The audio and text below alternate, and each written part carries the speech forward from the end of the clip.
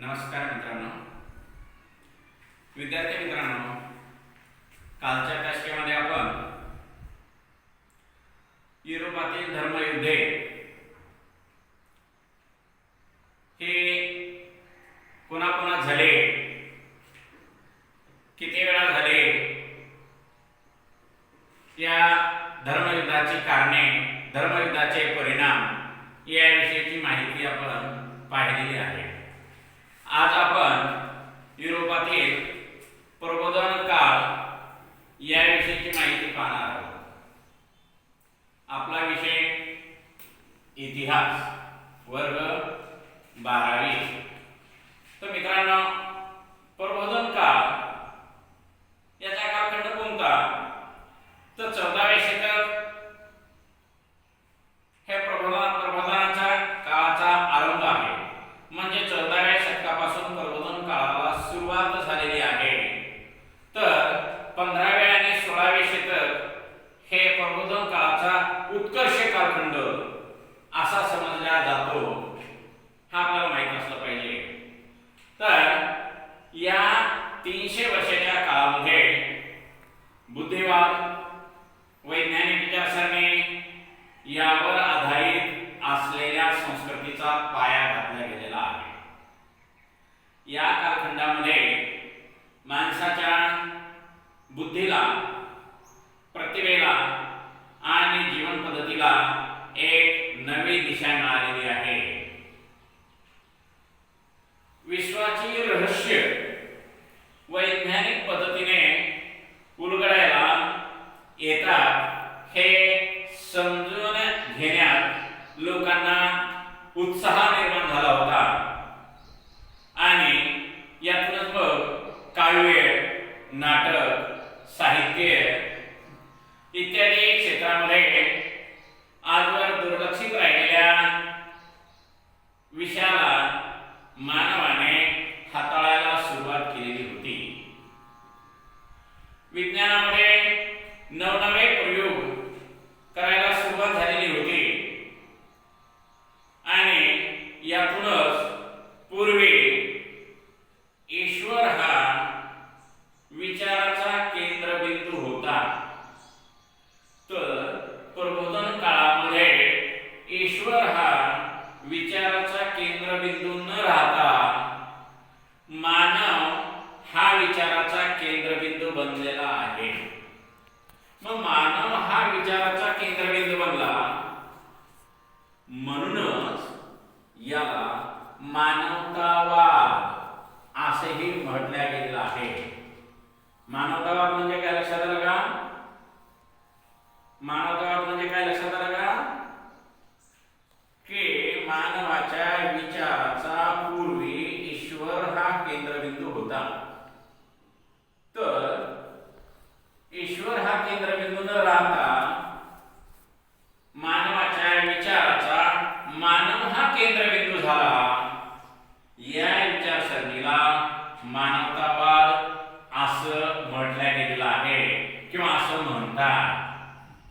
तर या काळामध्ये अनेक नवनवीन शोध लागलेले आहेत. नवनवीन शास्त्रज्ञाने नवनवीन शोध लावले ते आपल्याला पाहता येतील. बघा, शास्त्रज्ञ एकीकडे गेलेले शास्त्रज्ञ आणि दुसरीकडे लावलेले शोध. तर निकोलस हा जो शास्त्रज्ञ आहे, निकोलस याने ग्रहमाला हे पृथ्वी केंद्रित नसून सूर्य केंद्रित आहे हे सांगितलेलं आहे किंवा हे शोध लावलेला आहे. म्हणून एकीकडे निकोलस आहे तर दुसरीकडे ग्रहमाला सूर्य केंद्रित आहे. ऑब्जेक्टिव्हला आपल्याला रिकाम्या जागा, जोड्या लावा, एका वाक्यात उत्तरे द्या, याला किंवा एमपीसीला प्रश्न येऊ शकतात की ग्रहमाला ही पृथ्वी केंद्रित नसून सूर्य केंद्रित आहे असे कोणी म्हटलेले आहे किंवा कोणी शोध लावला. तर निकोलस याने ग्रहमाला ही पृथ्वी केंद्रित नसून सूर्य केंद्रित आहे हे त्यांनी सांगितलेलं आहे. याचबरोबर गॅलिलिओ हा एक शास्त्रज्ञ आहे. या गॅलिलिओने सुधारित दुर्बीण ही शोध लावलेला आहे, सुधारित दुर्बीणचा शोध लावलेला आहे. याचबरोबर जोहान्स गुटेनबर्ग हा जो शास्त्रज्ञ आहे, जोहान्स गुटेनबर्गने छापखान्याचा शोध लावला आणि जोहान्स गुटेनबर्गने छापखान्याचा शोध लावला. याच्यातूनच मानवाचे अत्युच्च प्रगतीचे शिखर गाठलेलं आहे हे आपल्याला सांगते. तर प्रबोधन काळातील हे सर्वोच्च देणगी जगाला मिळालेली आहे. कोणती हो? के छापखान्याचा शोध. जोहान्स गुटेनबर्गने छापखान्याचा शोध लावला. ही प्रबोधन काळातील मानवाला मिळालेली सर्वोच्च देणगी होय हे आपल्याला सांगते. याबरोबर जॉन के हा जो शास्त्रज्ञ आहे, जॉन के याने धावता धोटा शोधून काढला. यामुळे वस्त्र विणण्याची कला ही विकसित झालेली आहे हे देखील आपल्याला सांगते. तर मानवाने अशा पद्धतीने वेगवेगळ्या शास्त्रज्ञाने वेगवेगळे शोध लावून विज्ञान हे प्रगतीपथावर नेण्याचा प्रयत्न केलेला आहे आणि म्हणून विज्ञानामध्ये नवनवीन प्रयोग करण्याचं काम मानवाने केलेलं आहे हे आपल्याला सांगते. विज्ञानाचा पाया हा घातला गेलेला आहे. यामध्ये गणित, विज्ञान आणि कला यांच्या शिक्षणाला या काळामध्ये महत्त्व प्राप्त झालेले आहे आणि आधुनिक युगाचा प्रारंभ देखील झालेला आहे हे आपल्याला सांगते. तर अशा पद्धतीने मित्रांनो, निसर्गाची सूक्ष्म चित्रणे करायची किमया जी कला आहे ही कला विकसित झालेली आहे हे देखील आपल्याला सांगते. तर विविध क्षेत्रामध्ये विविध वैज्ञानिक शोध हे त्या काळामध्ये लागलेले आहे. होकायंत्र असेल, दुर्बीण असेल, सूक्ष्मदर्शक यंत्र असेल, तापमापक यंत्र असेल, तसेच भारमापक यंत्र असेल, या वेगवेगळ्या यंत्रांचा शोध या काळामध्ये वेगवेगळ्या शास्त्रज्ञांनी लावलेला आहे आणि म्हणूनच आपल्याला सांगते की हा काळ प्रबोधनाचा काळ म्हणजे विज्ञानामधील नवनवीन शोध लावण्याचा काळ होता हे आपल्याला सांगते. तर वस्त्रोद्योगामध्ये धावता धोटा हा महत्त्वाचा शोध लागलेला आहे. यामुळं सुतकताई जी आहे ही सुतकताई आणि कापड विणण्याची कला ही जास्त विकसित झालेली आहे हे देखील आपल्याला सांगते. तर मित्रांनो, लक्षात असू द्या की युरोपातील प्रबोधन काळ म्हणजे काय, तर विज्ञानामध्ये नवनवीन शोध लावण्याचं काम हे झालेलं आहे आणि विज्ञानामध्ये नवनवीन शोध लावून जे नवनवीन शोध लागले या नवनवीन शोधामध्ये आपल्याला ईश्वर केंद्रित विचारसरणी न राहता देव आहे, देव आपलं भलं करेल, आपल्याला देवावर कोणाची टीका करायची नाही, परंतु देव आपलं भलं करेल, जे काही करेल ते सर्व देव करेल असं म्हणण्याची जी धारणा होती ती विचारधारणा कमी झालेली आहे आणि विज्ञानाची धारणा निर्माण झालेली आहे. मानव केंद्रित विचारसरणी सुरू झालेली आहे. मानवाने नवनवीन शोध लावण्याचा प्रयत्न केलेला आहे हे आपल्याला सांगते आणि म्हणूनच वेगवेगळ्या शास्त्रज्ञांनी या काळामध्ये वेगवेगळे शोध लावून एक नवीन चमत्कार अद्भुत कल्पना हे जगासमोर आणलेले आहे हे देखील आपल्याला सांगते. तर विविध क्षेत्रामध्ये वैज्ञानिक शोध लावण्याचं काम हे या प्रबोधन काळामध्ये केला गेलेला आहे हे आपल्याला सांगते. तर मित्रांनो, याचबरोबर जग जे आहे हे जग विस्तीर्ण होतं आणि वेगवेगळ्या खंडामध्ये वेगवेगळ्या भूभागावरती मानव वस्ती राहत होते.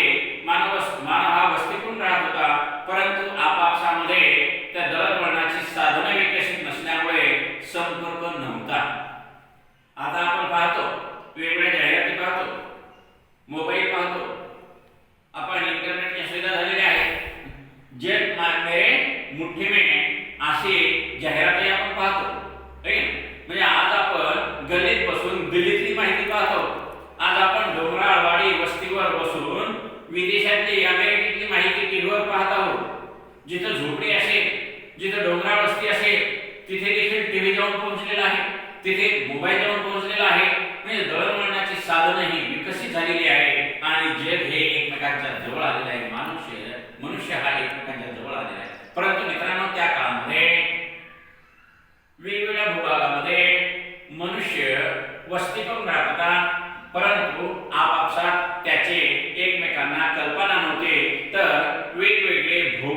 शोध त्या काळामध्ये संशोधकांनी लावलेले आहेत ते देखील आपण पाहणार आहोत।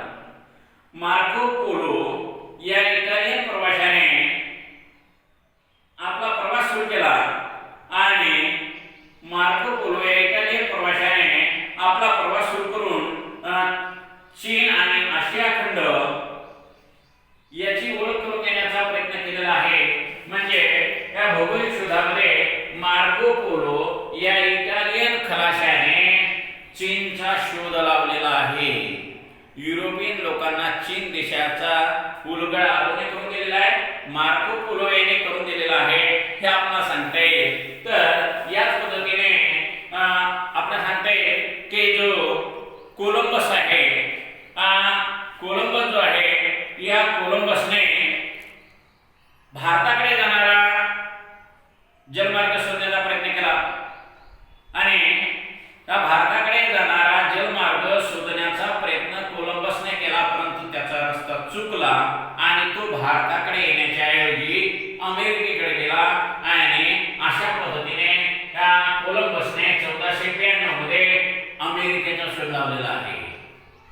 म्हणजे युरोप खंडाला मार्को पोलोने चीन जोडून दिला तर कोलंबसने युरोप खंडाला अमेरिकेचा शोध लावून दिला, अमेरिकेला जोडून दिलेला आहे हे आपल्याला सांगते। पण आपल्या मराठी भाषेमध्ये एक म्हण आहे, पुढच्या ठेस मागचा शहाणा। कोलंबस 1492 मध्ये भारताकडे जाणारा जलमार्ग शोधण्यासाठी निघाला आणि त्याचा रस्ता चुकला, जलमार्गामध्ये समुद्रामध्ये जहाज टाकलं आणि समुद्रामध्ये सगळ्या पाण्यामध्ये दिशा त्याची बदलली आणि तो कोणीकडे गेला? अमेरिकेला गेलेला आहे। मग 1498 मध्ये वास्को द गामा हा पोर्तुगीज खलाशी पुन्हा काही खलाशांना घेऊन धाडसी दर्यावीर हा काही खलाशांना घेऊन भारताकडे जाणारा जलमार्ग शोधण्यासाठी निघाला आणि कोलंबसच्या ज्या चुका झाल्या त्या चुका त्याने टाळण्याचा प्रयत्न केला आणि बरोबर वास्को द गामा 1498 मध्ये भारताच्या किनाऱ्यावर येऊन पोहोचला। म्हणजे 1498 मध्ये पोर्तुगीज खलाशी वास्को द गामा याने भारतात येणारा जलमार्ग शोधला, म्हणजे भारताचा शोध लावलेला आहे। वास्को द गामा 1498 मध्ये भारताच्या कालिकत बंदरामध्ये येऊन पोहोचला। कालिकत बंदरावर त्यावेळेला झार राजा झामोरीन हा राज्य करत होता। झामोरीन या राजाने वास्को द गामाचं भव्य स्वागत केलं आणि परकीय आलेल्या पाहुण्यांचं स्वागत करण्याची भारतीय संस्कृतीमध्ये प्रथा आहे। त्या पद्धतीने झामोरीन राजाने त्याचं स्वागत केलं आणि वास्को द गामा भारतभर फिरला। भारतभर फिरल्याच्या नंतर भारतातील कलाकुसरीच्या वस्तूने त्याला आकर्षित केलं आणि कलाकुसरीच्या वस्तूने आपलं जहाज भरून तो मायदेशी गेला। त्याच्यावर त्यांनी 60 पट नफा कमवला आणि मग अशा अनेक प्रवाशांनी भारताकडे आपली वाटचाल सुरू केली आणि याच्यातून मग भारतामध्ये भारताला व्यापारी केंद्र किंवा युरोपियनांनी भारताला बाजारपेठ समजायला सुरुवात केलेली आहे। अशा पद्धतीने वेगवेगळ्या भौगोलिक संशोधकांनी वेगवेगळे शोध लावलेले आहेत। त्यामध्ये मार्को पोलो असेल, कोलंबस असेल, वास्को द गामा असेल यांनी वेगवेगळ्या भूखंडाचा शोध लावलेला आहे हे देखील आपल्याला सांगता येईल। तर मित्रांनो, अशा पद्धतीनं वेगवेगळ्या संशोधकांनी, वेगवेगळ्या खलाशांनी आपल्या धाडसीकर्त्याने, आपल्या बुद्धिमत्तेने हे वेगवेगळे शोध लावलेले आहेत। युरोपियन लोकांनी, युरोपियन शासनाने, युरोपियन तंत्रज्ञानाने, युरोपियन सरकारने अशा खलाशांना त्यांना प्रोत्साहन देखील दिलेलं आहे। तर त्यांना जे अनेक धाडसी दर्यावीर आहेत या धाडसी दर्यावीरांना युरोपियन राज्यकर्त्याकडून प्रोत्साहन मिळालेलं आहे आणि या प्रोत्साहनाच्या जोरावरच त्यांनी वेगवेगळ्या देशात जाणारे वेगवेगळे जलमार्ग शोधून काढले आणि यामुळे हळूहळू दळणवळणाच्या सुविधा विकसित झालेल्या आहे। पुढे युरोपमध्ये चाकाचा शोध लागला आणि चाकाचा शोध लागल्यानंतर जलद गतीने धावणारी साधनं युरोप खंडामध्ये निर्माण झाली। याच्यातून युरोपामध्ये औद्योगिक क्रांती निर्माण झाली, यंत्राच्या सहाय्याने माल बनवायला सुरुवात झाली आणि याच्यातून मग कच्चा माल, यंत्राला लागणारा कच्चा माल त्यांना हवा होता आणि यंत्रातून तयार झालेला पक्का माल विकण्यासाठी विकण्यासाठी बाजारपेठ त्यांना हवी होती, म्हणून युरोपियन लोकांनी इतर देशांकडे बाजारपेठ म्हणून पाहायला सुरुवात केली. भारतामध्ये देखील अशाच पद्धतीने युरोपियनांनी वेगवेगळ्या कंपन्या स्थापन केल्या. फ्रेंचांनी फ्रेंच ईस्ट इंडिया कंपनी स्थापन केली. इंग्रजांनी इंग्लंड ईस्ट इंडिया कंपनीची स्थापना केली. डचांनी डच ईस्ट इंडिया कंपनीची स्थापना केली आणि या वेगवेगळ्या व्यापारी कंपन्यांच्या मार्फत त्यांनी भारतामध्ये आपल्या वसाहती निर्माण केल्या. भारतामधून कमीत कमी किमतीला कच्चा माल नेणे आणि यंत्रातून तयार झालेला माल आकर्षक, सुशोभित, टिकाऊ असल्यामुळे जास्तीत जास्त किमतीला विकणे हा त्यांनी व्यवसाय सुरू केला आणि याच्यातून भारत हा जो आहे या युरोपियनांची बाजारपेठ बनला. याच्यातून मग इंग्लंड, फ्रेंच, डच, पोर्तुगीज यांच्यामध्ये भारतात वसाहती निर्माण करण्यावर संघर्ष देखील झालेला आहे. त्या संघर्ष आपण पुढील तासिकेमध्ये पाहणार आहोत. तर मित्रांनो, हे लक्षात घ्या की वेगवेगळे भौगोलिक शोध लावण्यासाठी वेगवेगळ्या युरोपियन राज्यकर्त्यांनी त्यांना प्रोत्साहन दिलं आणि त्या प्रोत्साहनाच्या जोरावर वेगवेगळ्या संशोधकांनी वेगवेगळे भौगोलिक शोध लावलेले आहेत. त्याचबरोबर वेगवेगळ्या शास्त्रज्ञांनी वेगवेगळे शोध लावलेले आहेत. त्याच्यामध्ये निकोलसने ग्रहमाला ही पृथ्वी केंद्रित नसून सूर्य केंद्रित आहे सांगितलेलं आहे. गॅलिलिओने सुधारित जमिनीचा शोध लावलेला आहे. गुटेनबर्ग याने छापखान्याचा शोध लावलेला आहे. जॉन के यांनी धावता धोटा शोधून काढलेला आहे. तर अशा पद्धतीने मित्रांनो हे जे युरोपातील प्रबोधन काळ आहे किंवा युरोपातील प्रबोधन कालखंड आहे हे आपल्याला सांगता येईल. प्रबोधन काळ म्हणजे मानवी जीवनातील एक प्रकारे प्रगतीच आपल्याला सांगता येईल. काय मानवी जीवनातील एक प्रकारची प्रगती सांगता येईल. याच्यातून मग वेगवेगळे कारखाने निर्माण झाले आणि भांडवलदार वर्ग अस्तित्वात आला आणि एक काम करणारा श्रमजीवी वर्ग अस्तित्वात आला.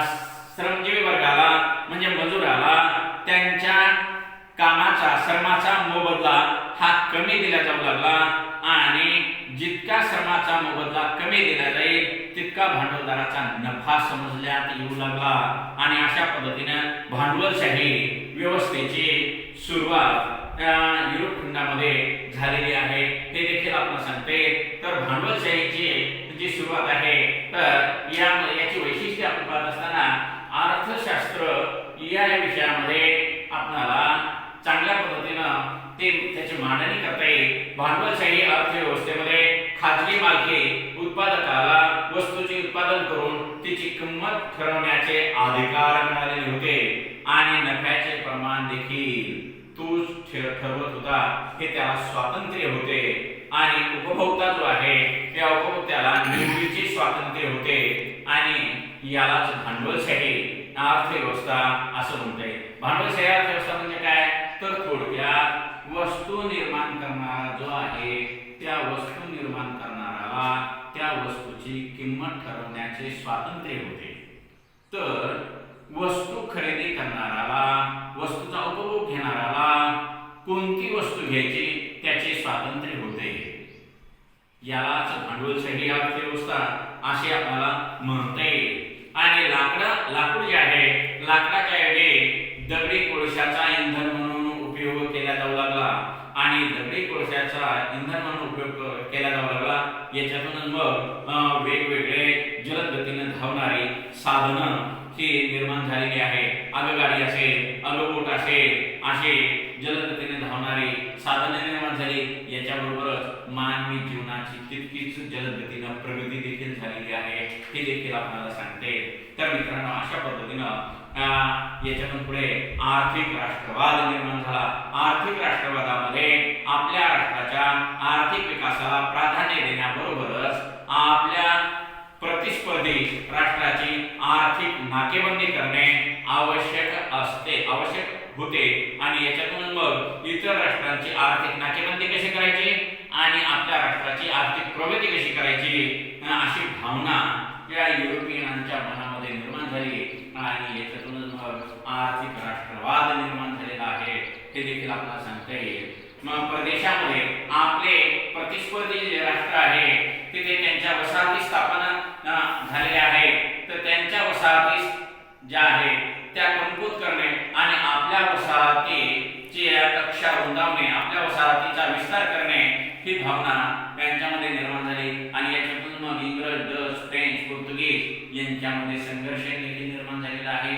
या संघर्षामध्ये भारतामध्ये देखील यांचा संघर्ष झाला आणि भारतामध्ये संघर्षात डचांचा पराभव झाला, पुढे पोर्तुगीजांचा पराभव झाला आणि इंग्रज आणि फ्रेंच यांच्यामध्ये दीर्घकाळ संघर्ष झाला. या संघर्षामध्ये देखील फ्रेंचांचा पूर्णपणे पराभव झाला आणि इंग्रज राजवट भारतावर दीर्घकाळ सत्ता गाजवू शकलेली आहे. पुढे भारत देश हा इंग्रजांचा गुलाम बनला आणि संपूर्ण भारतावरती इंग्रजांनी आपली वसाहत निर्माण केली आणि भारताची आर्थिक पिळवणूक केलेली आहे हे आपल्याला सांगता येईल. तर अशा पद्धतीने मित्रांनो आज आपण इथे थांबूया. काही शंका असतील तर विचारत चला.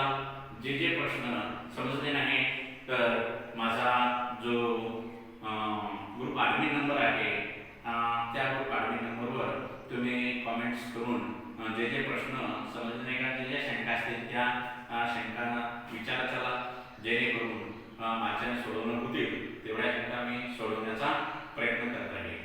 तर ठीक आहे, आपण इथे थांबू.